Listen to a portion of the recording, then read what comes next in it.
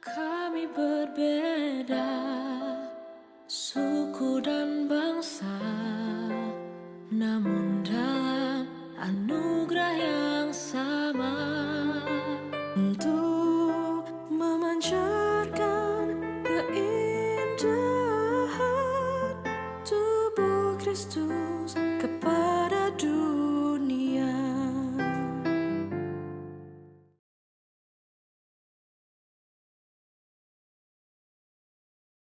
Shalom, balik lagi di Voice of Hope, Suara Pengharapan. Hari ini kita mau belajar satu tema mengenai keberagaman dalam tim untuk menggenapi misi. Diambil dari Markus 3 ayat 13-19. Yesus memanggil ke-12 rasul. Kemudian naiklah Yesus ke atas bukit, ia memanggil orang-orang yang dikehendakinya, mereka pun datang kepadanya.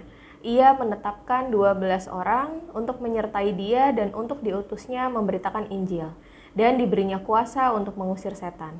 Ke-12 orang yang ditetapkannya itu ialah Simon yang diberi namanya Petrus, Yakobus anak Zebedeus, dan Yohanes saudara Yakobus. Yang keduanya diberi nama Boanerges yang berarti anak-anak guru. Selanjutnya Andreas, Filipus, Bartolomeus, Matius, Thomas, Yakobus anak Alfeus, Tadeus, Simon orang Zelot, dan Yudas Iskariot yang mengkhianati dia. Keberagaman dalam tim adalah suatu faktor kunci yang dapat mempengaruhi keberhasilan suatu misi.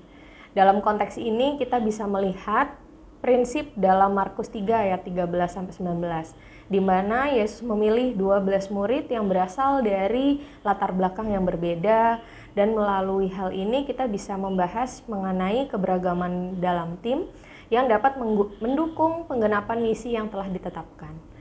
Dalam Markus 3 ayat 13-19, Yesus memanggil murid-muridnya untuk mendampinginya dan mengutus mereka untuk memberitakan Injil serta melakukan mukjizat. Dia memilih 12 murid yang berbeda dari berbagai latar belakang, termasuk pemungut pajak, nelayan, seorang fanatik yang politik. Ia juga menunjuk bahwa keberagaman bukan hanya diterima, tapi juga diperlukan dalam melaksanakan misi. Yesus menunjukkan bahwa keberagaman adalah bagian dari rencananya. Ia memilih murid dari berbagai latar belakang yang berbeda untuk menciptakan tim yang seimbang dan kuat. Setiap murid membawa pengalaman dan perspektif yang unik untuk memperkaya pelayanan mereka. Keberagaman dalam tim mengacu pada variasi dalam karakteristik individu, termasuk karakteristik latar belakang, keahlian, pengalaman, dan perspektif. Keberagaman yang paling penting itu kita bisa lihat di suatu tim karena adanya inovasi dan kreativitas, di mana berbagai perspektif bisa kita dapetin untuk mendapatkan solusi-solusi yang lebih inovasi. Untuk keputusan yang lebih baik itu juga bisa kita dapatkan dari latar belakang tim yang berbeda. Tim yang beragam cenderung membuat keputusan yang lebih baik karena adanya berbagai sudut pandang. Lalu untuk dalam tim sendiri itu bisa meningkatkan kinerja masing-masing. Sebuah penelitian menunjukkan bahwa tim yang beragam cenderung memiliki kinerja yang lebih baik. Misi yang diambil dari Markus 3 ayat 13-19 adalah untuk memberitakan Injil, menyembuhkan orang sakit, mengusir setan, dengan memilih murid-murid yang beragam. Yesus menciptakan tim yang mampu mencakup berbagai kalangan dari masyarakat. Setiap murid memiliki peran yang berbeda dalam melaksanakan misi ini. Keberagaman dalam tim memungkinkan mereka untuk saling melengkapi, memanfaatkan keahlian masing-masing untuk mencapai tujuan bersama. Meskipun pastinya ada tantangan ketika kita memiliki latar belakang tim yang berbeda. Pasti ada perbedaan komunikasi, ada juga konflik yang akan dihasilkan dari tim dengan latar yang berbeda. Namun, ketika ada perbedaan komunikasi, kita bisa perbaiki dengan saling berkomunikasi secara efektif dan asertif. Ketika memicu konflik karena terdapat berbagai macam latar belakang yang berbeda, kita juga bisa mendudukkannya dengan cara yang baik. Keberagaman dalam tim adalah elemen paling penting dalam menggenapi misi yang ditetapkan, baik dalam konteks dunia nyata maupun secara Alkitab.